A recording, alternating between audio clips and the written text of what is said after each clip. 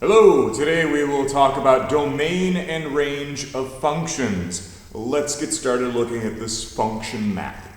So I've got on my left my list of inputs, and on my right my outputs. Your domain is basically a list of all possible inputs. So in this case, I've got all of my inputs right here. Usually when we're talking about collections like this in math, we call them sets. We do some curly brackets, like so. They're a little bit wavy. You can see them on your keyboard as well. All of my domain is A, B, C, and D. That's it. Those are all the things that I can put into this function. Close it with another curly bracket. There we go. That's your domain. It's every element, every individual item that you can put into the domain, basically listed out.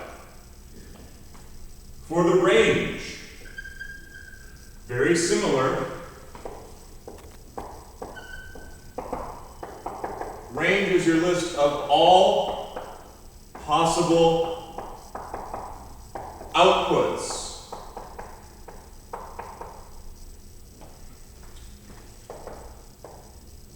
So your range, in this case, what have we got? 1, 2, 3. Look, that's a terrible curly bracket.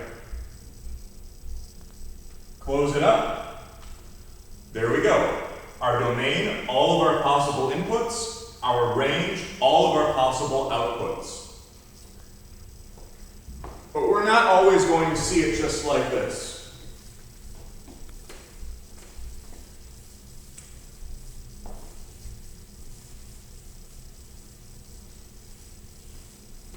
Imagine that you can order one book for $5 each,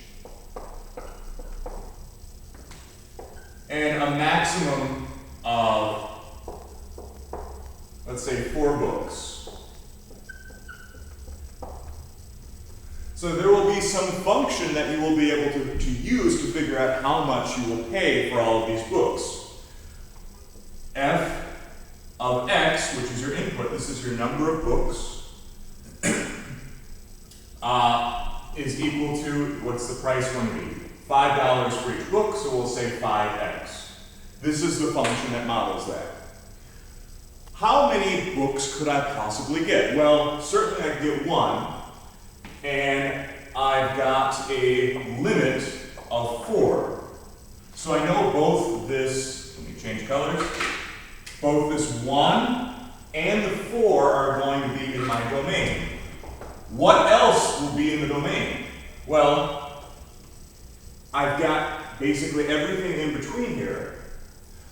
Or do I? What do I mean by everything? Can I have 2.5 books? No, that would be weird. No one orders 2.5 books through any sort of service here. So you're going to have 1 book. 2 books is possible as well. 3 books, yes. And then all the way up until 4. And that finishes your domain. Because you can have 1, 2, 3, or 4 books. You cannot have more than 4. You cannot have, if you're ordering, you're not really going to be ordering less than 1, otherwise you wouldn't be placing an order. So that is your domain. And now the range. And the range is the list of all possible prices, in this case, that we could possibly pay. We've got one book, 1 times 5 would give us $5. 2 times 5 would give us $10. 3 times 5 gives us $15. And 4 times 5 gives us $20. These are all the prices that I could possibly pay. I cannot pay more than 20. I cannot pay $17.50 either because that's not a possibility. I'm always taking my input from my domain and multiplying it by 5. So also notice that all of our prices here are multiples of 5 because that's the way that the function is set up. These are the only outputs you can get. 5, 10, 15, and 20.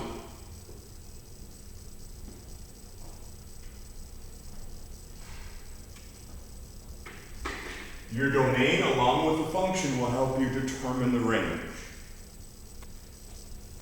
Let's look at a couple more cases here. So let's say we're dealing with a good old function like f of x is equal to x. What can you put in here? Well, really anything, any of the numbers that we normally deal with. So you may say your domain is all real numbers. Any number that we've worked with so far, we can assume this is kind of the default, that all real numbers is what we're normally working with. Same thing for the range. You can get anything you want. If you plug in 5,764, you would get 5,764 in your range as well, or your output. So all real numbers are also your output. Let's look at some interesting cases though. So if we do f of x, or let me call this one something slightly different, we can say it's g of x. G of x equals x squared. Well, what can you put in for x? Really anything, any real number.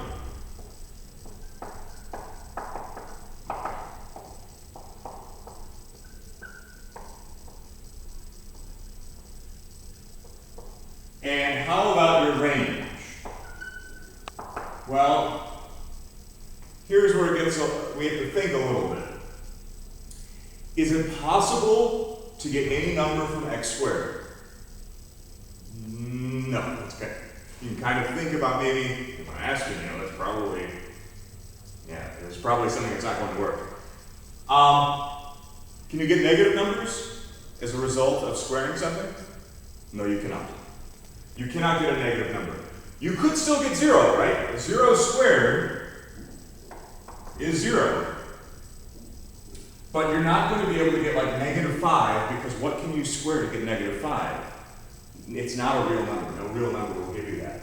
So your range in this case would be y is greater than or equal to 0. Because you can never get an output that would be less than 0. Another interesting case. Let's look at h of x. We'll say that is equal to the square root of x. The domain. Is there anything that we cannot put in here? Well, kind of connected to this, yeah. Can you take the square root of a negative? No, you cannot. So in this case, again, x has got to be greater than or equal to 0. Because if you put in -1, that does not give you a real number. You cannot take the square root of -1 and get a real number as a result. How about range? Well, same thing. You will not get a negative number here as a result. We would think of, so we want to say that y is greater than or equal to 0. What about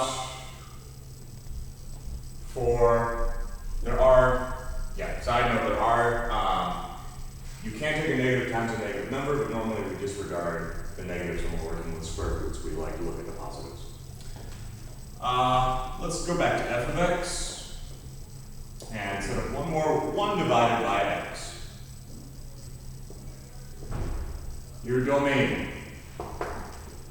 Are there any rules? Is there anything that we cannot divide by? There's one thing. We cannot divide by 0. So in this case, there's no way that I can put x such that it is equal to 0. So all I have to do is say x. Normally we say x is equal to 0, but we're saying no, anything but. X is not equal to 0. It is not 0. And there's also no number that we can divide 1 by to get 0. So same thing, y is not equal to 0. Okay? Review, bring in questions if you've got them. Remember that your domain is basically your list of all possible inputs, which we usually describe with x, and your range is a list of all possible outputs, which we usually describe with y. All right, bring in those questions and have a great day.